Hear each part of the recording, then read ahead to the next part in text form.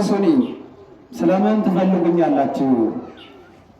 ስለምን ትፈልጉኛላችሁ? የሉቃስ ወንጌል ከምዕራፍ 2 ከቁጥር 49 በዚህ ኃይለ ቃል እንነጋገራለን። አንዴ ከኔ ጋር አብራችሁ እንድትሉ በክብር ጠይቃለሁ። ለምን ትፈልጉኛላችሁ? ለምን ትፈልጉኛላችሁ? አምላካችን ቅዱስ እግዚአብሔር ስሙ የተመሰገነ ይሁን። እንግዲህ ቃሉን የጻፈልን ከሐዋርያቱ መካከል ከ72 አርድእት ተመርጦ ለሐዋርያነት ለአገልግሎት የተላከው ቅዱስ ሉቃስ ነው። ቃሉን የተናገረው የቃሉ ባለቤት ቃሉ ዘላለማዊ የሆነ ቃሉ ድህነት የሆነ የቃሉ ባለቤት ጌታችን አምላካችን መድኃኒታችን ኢየሱስ ክርስቶስ ነው። የቃሉ ዋና መልእክት ምን አይነት አፈላለግ ነው የምንፈልገው ነው? እንዴት ነው የምንፈልገው? እግዚአብሔርን ስንፈልግ፣ እውነትን ስንፈልግ፣ መልካምነትን ስንፈልግ እንዴት መፈለግ እንዳለብን አፈላለጋችን የሚያስተካክል ትምህርት ነው ማለት ነው።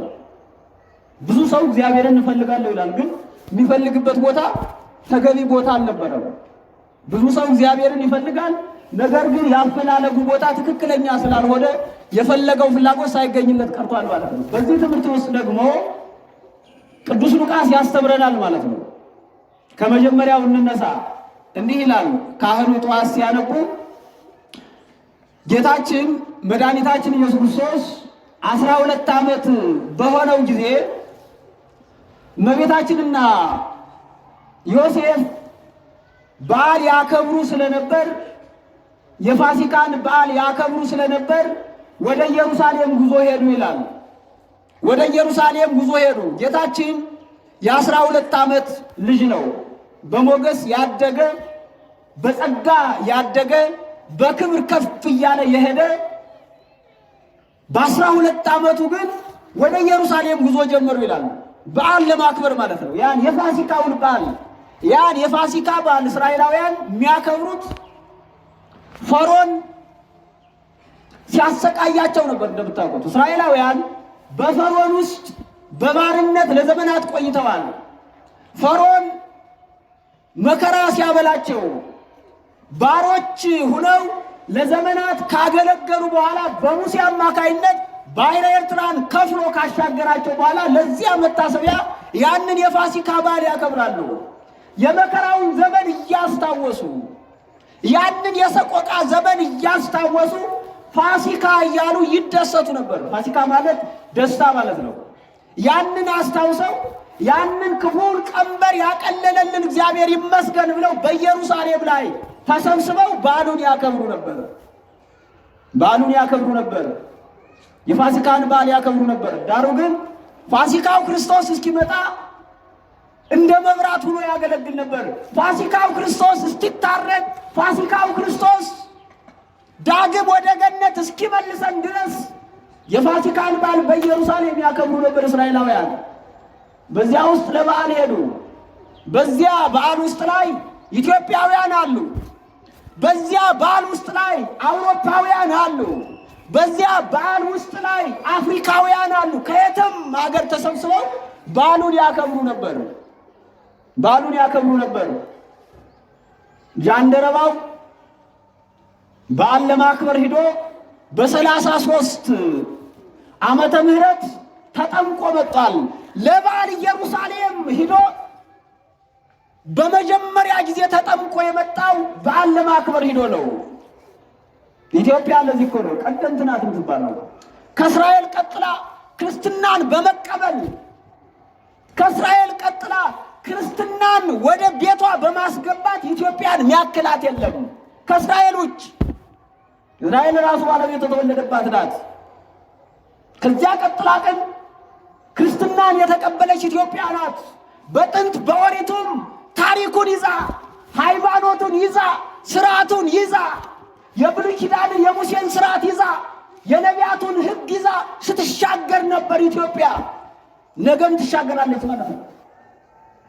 እየሰማችሁ ነው። አምላካችን ከኛ ጋር ይሁን። በዓል ለማክበር እዚያ ሄዱ ይላል።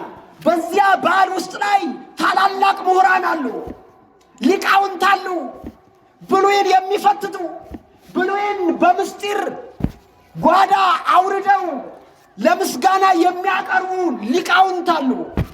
ሊቃውንት ባሉበት እግዚአብሔር አለ። ክርስቲያኖች ሊቃውንትን ያናግራቸዋል፣ ወደ ምስጢር ጓዳ ይበራቸዋል፣ በምስጢር እንዲመሩ በምስጢር እንዲነጠቁ ያደርጋቸዋል። ሊቃውንት ሃይማኖተ አበውን የጻፉት ሊቃውንት ናቸው። የአዲስ ኪዳን ሊቃውንት ሃይማኖትን ከትለው ያስቀመጡ፣ ክርስትና ጸንቶ እንዲቆም፣ ትውልዱ እንዳይፋለስ፣ ትውልዱ እንዳይንሸራተት ሃይማኖተ አበውን አቁመው ሃይማኖተ አበውን ስርዓት ሰርተው ትክክለኛው የሃይማኖት መርህ ነው ብለው ያስቀመጡልን ሊቃውንት ናቸው። በእነዚህ ሊቃውንት መካከል እግዚአብሔር አለ። ሰባው ሊቃውንት በበጥሊሞስ ዘመን ብሉይ ኪዳንን ሲተረጉሙ ስምዖን የሚባል አንድ ሊቅ ነበር እና ያ ሊቅ ምን ያደረገ? የእመቤታችን ኢሳይያስ የተናገረውን ትንቢት እነሆ ድንግል በድንግልና ትወልዳለች ቢለውን ምን አደረገ? አይ ያ ክፉ ንጉሥ እኔን ዝቅ አድርጎ ይቆርጠኛል፣ ድንግል በድንግልና ትወልዳለች ብዬ ጽፌ ባስቀምጥ ንጉሡ ዝቅ አድርጎ ይቆርጠኛል አለና ወለቶ ወንድ ልጅ ትወልዳለች አለና የድንግልናዋን ክብር ቀየረው። ያኔ ግን መልአኩ መጥቶ እንዲህ አለው፣ ለምን ይህን ታደርጋለህ? ሳታይ አትሞትም አለው። ሳታይ አትሞትም። የዓለሙ መድን ክርስቶስ ድንግል ከምትሆነው ከመቤታችን እንደሚወለድ ታረጃለህ እንጂ ሳታይ አትሞትም አለው። አይታችኋል። በሊቃውንቱ መካከል እግዚአብሔር አለ። ምስጢሩን የሚመራቸው የምስጢሩን መንገድ የሚያሳያቸው እግዚአብሔር ነው። በዚያ በሊቃውንት መካከል ለበዓል ከሄዱ በኋላ በዓል ሲያከብሩ ጌታችን በ12 ዓመቱ ምን አደረገ? በሊቃውንቱ መካከል ገባና ሊቃውንቱን ያዳምጣቸው ነበር ይላል። ሊቃውንቱ ቃል እግዚአብሔርን ሲነጋገሩ፣ ቃል እግዚአብሔርን ሲጮሁ፣ ለምስጋና በማይሌት ሲቆሙ በወሪቱ ስርዓት በብሉይ ኪዳኑ ስርዓት እሱ ግን ቁጭ ብሎ ያያቸው ነበር፣ ይሰማቸው ነበር። አይታችኋል። ጮታችን ትክክል ከሆነ አመጣጣችን ትክክል ከሆነ እግዚአብሔር ይሰማል። እግዚአብሔር ማይሰማ እንዳይመስላችሁ፣ የእስራኤል አምላክ ማይሰማ እንዳይመስላችሁ። የሰዎችን ጩኸት ይሰማል፣ የሰዎችን ምስጋና ይቀበላል፣ የሰዎችን ዝማሬ ይቀበላል። ሊቃውንቱ በእስራኤል በኢየሩሳሌም መካከል ሆነው ሲቆሙ እግዚአብሔር ሰማቸው ይላል። ሰማቸው፣ አብሯቸው ሆኖ በመካከላቸው ተገኘ። የ12 ዓመት ሕፃን ነው። ነገር ግን ማይምረ ህወሓት ነው። ሁሉን የሚያውቅ ሁሉን የሚረዳ የ12 ዓመት ሕፃን ነው። ነገር ግን እነሱን የሚያስተምር ነው። በዚያ ውስጥ የተገኘ ያስተምራቸው ነበር አለ። ያስተምራቸው ነበር። ስለ አዲስ ኪዳን ነው ያስተምራቸው። ገርባቸዋል። ለወደፊት ስለምትመጣዋ ቤተክርስቲያን፣ ለወደፊት አማናዊት ለተባለችዋ በደሙ ለምትመሰረተው ለዚች ቤተክርስቲያን ያስተምራቸው ነበር። ነገ እንደሚሰራት፣ ነገ ባጥንቱ በደሙ እንደሚመሰርታት በኢየሩሳሌም መካከል ሆኖ ያስተምራቸዋል። ለዚህ እኮ ነው ጌታችን መድኃኒታችን ኢየሱስ ክርስቶስ በማቴዎስ ወንጌል 5:17 ላይ የሙሴን ሕግ ልሽር አልመጣሁም ላጸና ነው ይላል።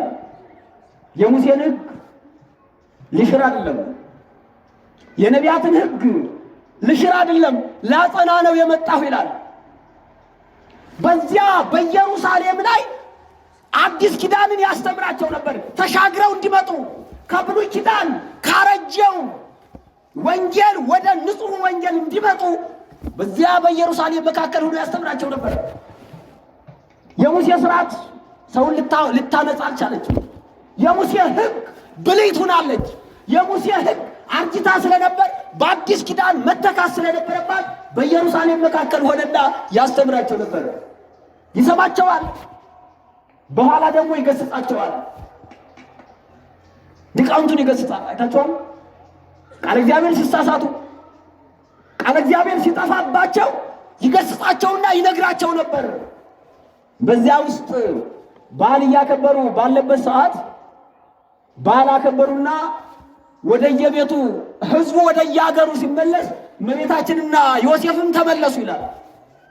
ተመለሱና እነሱ አብረው ልጅ ነውና ከኛ ጋር ይከተላል የኛን እግር እየተከተለ ይመጣል ብለው አልጠበቁም።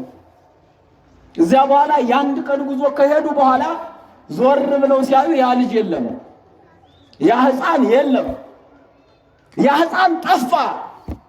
የት ሄደ ይበሉ? የአንድ ቀን ጉዞ ተጉዘዋል። ከኢየሩሳሌም ተነስተው ወደ ናዝሬት ለመድረስ የአንድ ቀን መንገድ ተጉዘዋል።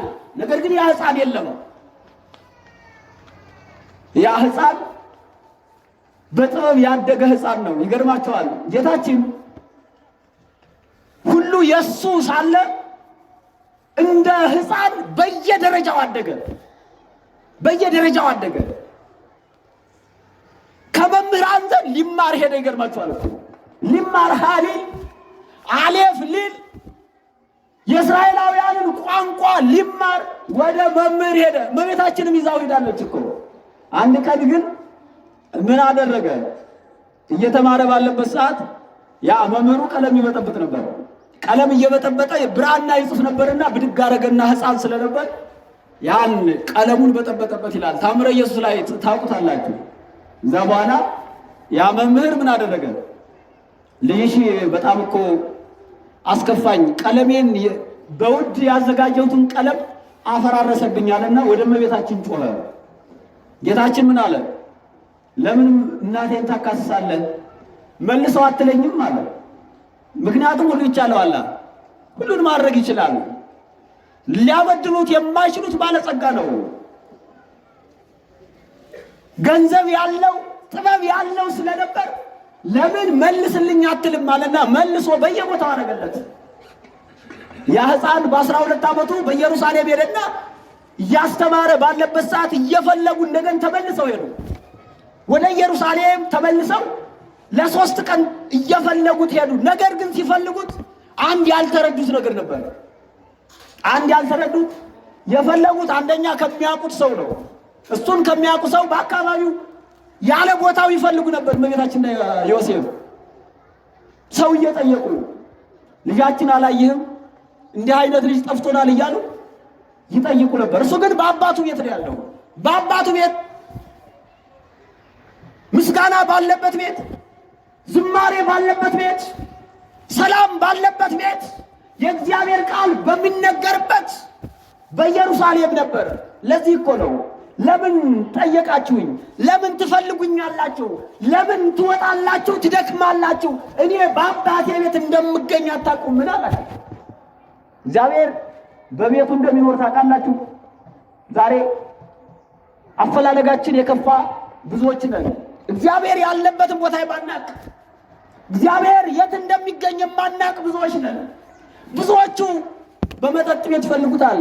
እግዚአብሔር በመጠጥ ቤት የለም ክርስቲያኖች። ብዙዎቹ በኃጢአት ቦታ ላይ ይፈልጉታል። እግዚአብሔር በዚያ ላይ የለም። ብዙዎቹ በዓለም ጫጫታ ውስጥ ይፈልጉታል። እግዚአብሔር በጫጫታ ውስጥ አይገኝም። እግዚአብሔር የርብሻ አምላክ አይደለም። ብዙዎቹ ሰላም በሌለበት ቦታ ይፈልጉታል። እግዚአብሔር ሰላም ባለበት ቦታ ነው ያለው። ለምንድን ነው እኛ የምንፈልገው? ክርስቲያኖች አፈላለጋችን እንዴት ነው? ብዙ ጊዜ ፈለግነው፣ ለምን አጣነው? እግዚአብሔርን እንዴት ነው እየፈለግነው ያለን? በቤቱ እንዳለ አምነን መጠን ነው? በቤቱ እንደሚገኝ ደጁን እያንኳኳን ነው የምንጠይቀው? አይደለም። ለምን ትፈልጉኛላችሁ? በአባቴ ቤት አልገኝም፣ በአባቴ ቤት እንደምገኝ አታውቁም? ምን አለ? እኛ ስንፈልግ ወደዚህ ቤተክርስቲያን እንምጣ። እኛ ስንፈልግ ክፋትንና ተንኮልን ትተን እንፈልገው። እግዚአብሔር ንጹሕ ነው። ንጹሕ ባህሪ ስለሆነ ንጹሕ ነገር ይፈልጋል። ተንኮልና ደባ ይዘን ክፋትና ምቀኝነት ይዘን እግዚአብሔርን ብንፈልገው አናገኘው። መጀመሪያ ከውስጣችን ያለውን እናውጣው። መጀመሪያ ተንኮሉን እናውጣው። መጀመሪያ የቆሸሸውን ማንነታችን እናውጣውና እንፈልገው። ክርስቲያኖች ለምን ትፈልጉኛላችሁ? እኛ አፈላለግ እንዴት ነው? በጸሎት እየጠየቅነው ነው። እግዚአብሔር ስንፈልገው ማናገኘው አፈላለጋችን ስላልተስተካከለ ነው። አፈላለጋችን ትክክል ስላልሆነ እመቤታችንና ዮሴፍ ቀጥታ ከአባቱ ቤት ከኢየሩሳሌም ከሊቃውንቱ መካከል ሂደው ቢሆን ያገኙት ነበር። መርከብ አያስፈልጋቸው ነበር። ከአባቱ ቤት ነው የሚኖረው። ያው ስለዚህ በጸሎት እንጠይቀው፣ እግዚአብሔርን በጸሎት ስንጠይቀው የኛ አፈላለግ ትክክል ይሆናል። የኛ አፈላለግና የእግዚአብሔርን ቤት መለየት ያስፈልጋል። ክርስቲያኖች ለምን ትፈልጉኛላችሁ? በአባቴ ቤት እንደምኖር አታውቁምን? በአባቴ ቤት የአባቴ ቤት የተባለ ቤተክርስቲያን ናት። ክርስቲያኖች በደሙ የቀደሳት በአጥንቱ መከስከስ የመሰረታት ዘላለም እያበራች የምትኖር በወጀብ መካከል ከፍ እያለች የምትጓዝ ስራዋን እየሰራች የሄደች ቤተክርስቲያን ይህች ናት የአባቴ ቤት ያላት። አዎ አብ የቀደሳት፣ ወልድ የመሰረታት፣ መንፈስ ቅዱስ ያነጻት ቤተክርስቲያን ናት። ቤተክርስቲያን ስንመጣ እግዚአብሔርን ለመፈለግ እንምጣ። ቤተክርስቲያን ስንመጣ ያጣነውን ለማግኘት የጎደለብንን ለመሙላት እግዚአብሔርን ለመጠየቅ እንምጣ። ክርስቲያኖች ጥያቄያችንን አፈላለጋችን ማስተካከል ያስፈልጋል። ስለምን ትፈልጉኛላችሁ? በዚህ ኃይለ ቃል ተነስቶ ያስተማረን አምላካችን ቅዱስ እግዚአብሔር ስሙ የተመሰገነ ይሁን። ወስብሐት ለእግዚአብሔር። ይቆየን።